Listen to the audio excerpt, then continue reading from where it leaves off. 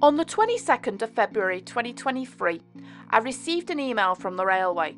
As a volunteer, I regularly get emails from the railway, but this one was different. As I read it, it filled me with a bit of excitement. "We have bought an engine," it exclaimed. The Saturday after, several volunteers stole themselves away from their jobs to sneak into the shed, all eager to peek at the newest engine on the fleet. At the end of the day, there was just myself and the guard, looking up at the giant that had taken up the Fifth Road. My friend was impressed, but I was less than convinced. My friend turned to me and noticed a peculiar look on my face.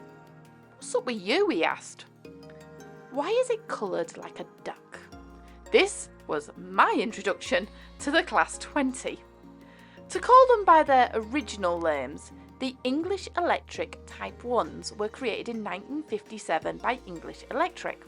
British Railways was less than 10 years old at this point and was well in hand in building a fleet of standard locomotives, taking what they thought was the best from engines already on the network inherited from the days of the Big Four and earlier.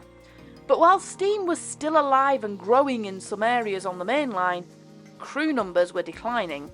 Skilled workers that had worked the rails for years were either retiring or had passed away, taking with them the specialised and unique tricks of the trade needed to run the engines, and recruiting was slow. There were still people interested, but with the expansion of the road networks and alternate opportunities after the war, people were choosing other forms of employment. The problems stretched right down the line to the very miners that brought up the coal. The North was still industrious and still ran on its coal, but the common household had moved to gas and electric for its needs, and the demands of coal became less. The problem was so bad, it reached the ears of the government. They concluded that the network be updated and new locomotives be introduced. The engines must be easy to operate and, more importantly, not be reliant on its coal as its power source.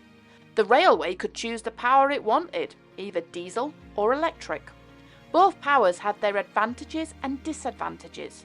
Early diesels had been trialled before, but they were unreliable compared to its steamed counterparts.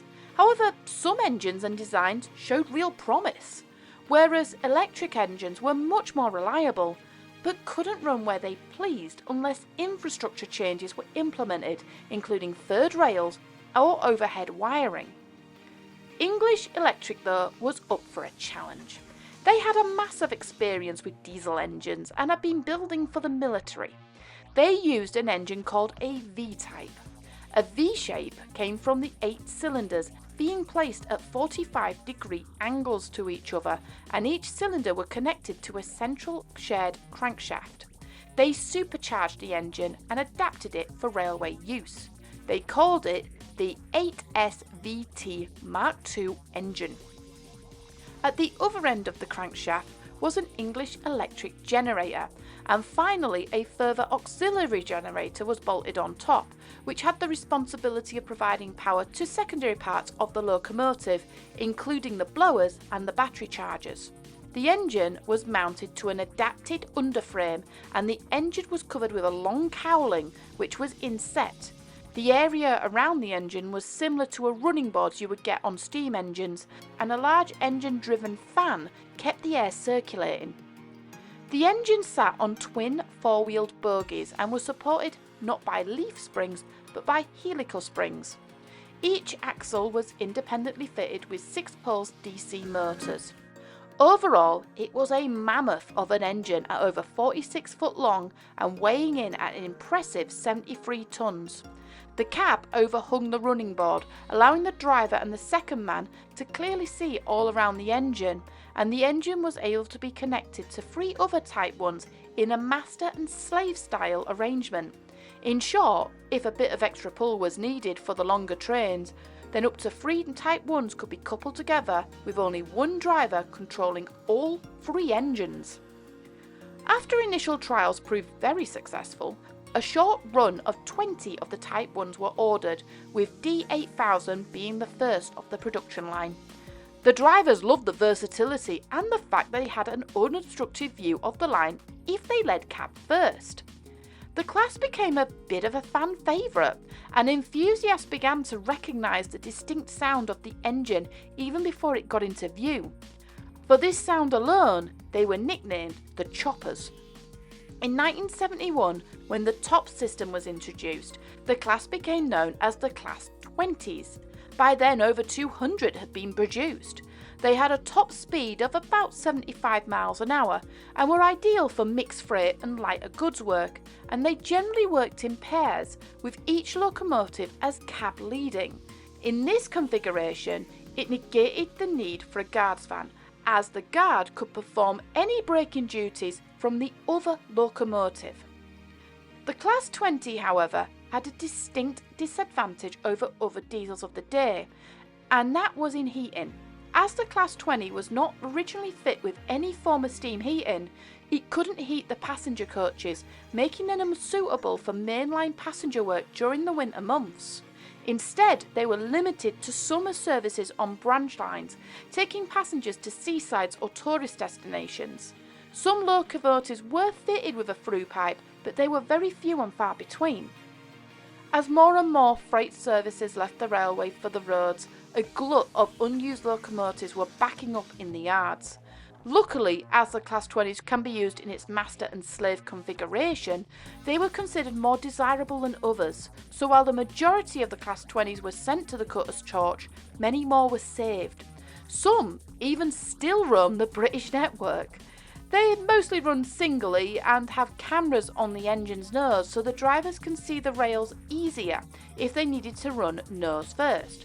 Some went abroad, while it can be surmised that up to 22 went into preservation.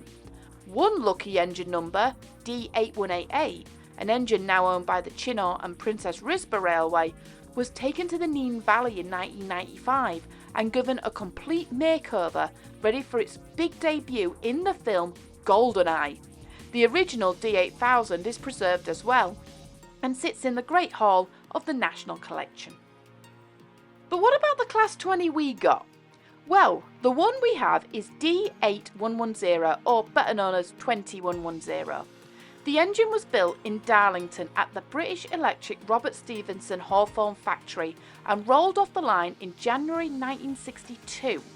After it was deemed fit to run, it was sent up north to Glasgow and remained up in the Eastfield depot for over 20 years, working for the West Highland Railway. In 1986, it travelled south and worked in various towns before British Rail withdrew her in 1990. The engine was purchased by the South Devon Diesel Traction Group in Bucksfastleigh and taken to preservation shows and galas all around the country, including the Keighley and Worth Valley Railway and the Bodmin and Rexford Railway. But when not on the road, the engine called the South Devon Railway its home. The engine then found its way into the Harry Needle Railroad Company, and in February 2023, the deal was signed and she was put on the lorry and taken to Emsey. The engine has been on our metals now for just over a year now, and she's become a bit of a fan favourite. We're primarily a steam railway, but when the diesels do come out to play, people do flock to come and see them. But she wasn't just bought for nostalgia. The Class 20 is an instrumental part of our summer season. Sitting in the Dales, our line has some of the most stunning scenery, but when it's dry, it's the most flammable. In days our steam engines are not able to run due to the risk of fire, then we know the Class 20 is ready to take over at a moment's notice. It's also been useful as a rescue engine in case anything breaks down on the locomotives.